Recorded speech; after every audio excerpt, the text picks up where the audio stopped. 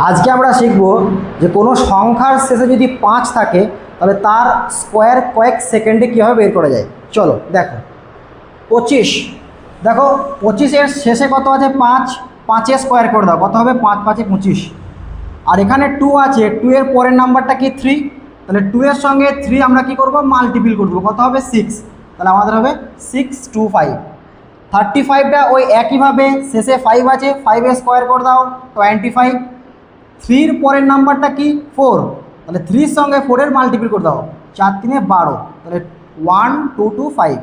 একইভাবে 45-এর স্কোয়ার কত হবে 5, 5-এর স্কোয়ার করে দিলে 25।